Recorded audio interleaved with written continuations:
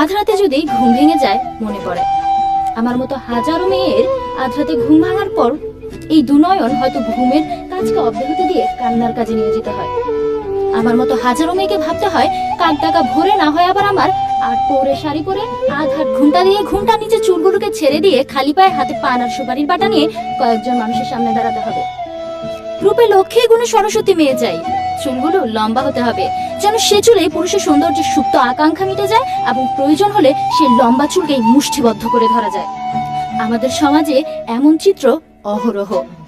সকালবেলা যখন আমার বইয়ের ব্যাগটি কাঁধে নিয়ে আমি বাসা থেকে বের হই, আমার বইয়ের ওজন কতটা সেটা আন্দাজ করতে না পারলেও আমার উপর চাপিয়ে দাও আমার পুরো পরিবারের সম্মানের ভার কতটা এটা আমাকে অবশ্যই ভাবতে হয়।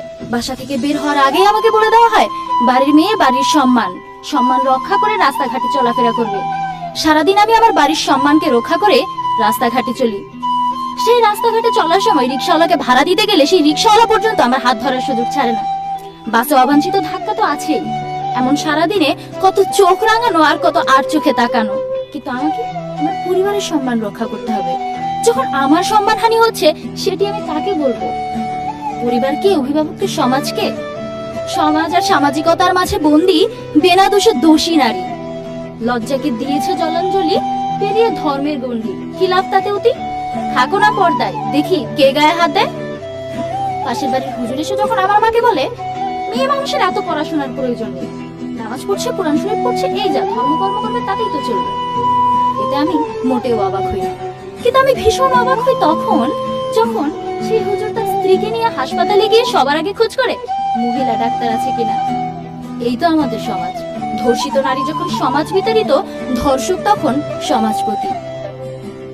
গর্বিণী, আবেগী আর স্বাধীন চেতা তিনটি বিশেষণই বাঙালি নারীর ক্ষেত্রে মানানসই। আবেগ যেমন তাদের দ্রুত স্পর্শ করে, স্বাধীনতার প্রশ্নে তারা অনড়। নিজের সত্তাকে নিয়ে তার অহংকার আছে বটে, সঙ্গে আছে তার দৃঢ় ধৈর্য। আর তার থেকেও বেশি ধৈর্য ধারণ করে আমাদের পুরুষতান্ত্রিক সমাজ ব্যবস্থা।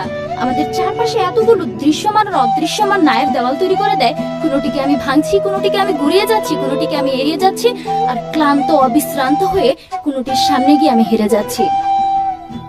দৈনিক সংবাদপত্র খুললেই নারী ধর্ষণ, নারী সহিংসতা, নারীর প্রতি অত্যাচার, গৃহবধূ নির্যাতন, অহরহ খবর। পত্রিকা কিনা ছেড়ে দিয়েছি। আমার ঘরে বাবা কোনো মেয়ে নেই, দুটো ছেলে। আমার এসব চিন্তা করে কাজ নেই। এমন চিন্তা চেতনার মানুষ আমাদের সমাজে থাকলেও আমি কখনো কাউকে বলতে শুনিনি এই কাজগুলো কোন ছেলেরা করলো। আমার ঘরেও দুটো ছেলে আছে, তাদের প্রতি আমার নজর রাখা উচিত। এ ধরনের চিন্তা চেতনা থাকবেই বা কেন? পুরুষ তো নিশাচর প্রাণী, তার অবাধ স্বাধীনতা। সন্ধ্যায় নিরে ফেরা পাখি হচ্ছে নারীরা, তাদেরকে তো সন্ধ্যায় ফিরতেই হতো। তাদের অবাধ স্বাধীনতা পুরুষের মতো নেই। 18 বছর পার হলে একটি মেয়ের বাবাকে নাকি বলা হয় কন্যা দায়গ্রস্ত পিতা।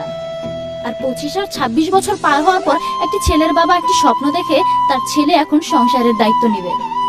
আমার ভাই যখন পরীক্ষা দেয়, একটি ভালো রেজাল্টের আশা করে, একটি ভালো ভবিষ্যতের স্বপ্ন দেখে সে একটি চাকরি করবে, ঠিক তখন আমিও পরীক্ষা দিই একটি ভালো রেজাল্টের আশায়, একটি ভালো সুন্দর স্বপ্ন আমার ভবিষ্যৎ নিয়ে। কিন্তু আমার ভবিষ্যৎটা হয়ে দাঁড়ায় এমন, রেজাল্ট ভালো হলে পরবর্তী পড়াশোনাটা হবে, না হয়তো তোমার বিয়ের ব্যবস্থা করবো। আমাদের বঙ্গবন্ধু শেখ মুজিবুর রহমান একটি স্বাধীন বাংলাদেশ আমাদেরকে উপহার দিয়েছে, কিন্তু এই স্বাধীনতা শব্দটিকে আমি নারী স্বাধীনতা শব্দটিকে খুঁজে পেতে চাই। এ তো 25 মার্চের কালো রাত নয়, নয়তো এসে 1971-এর দীর্ঘ 9 মাস। কেন তাহলে নারী আজও এত কুণ্ঠিত? বাংলাদেশ সরকার, মাননীয় প্রধানমন্ত্রীর অবস্থান, মাননীয় স্পিকার, বিরোধী দলীয় নেতৃত্বে 3 জন নারীর অবস্থান বাংলাদেশের নারীর ক্ষমতায়নকে খুব স্পষ্টভাবে তুলে ধরে। কিন্তু নারীর সমতায়ন কি আদৌ হচ্ছে?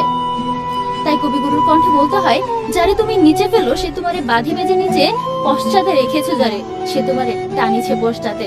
ধন্যবাদ মাননীয় সভাপতি, ধন্যবাদ সবাইকে।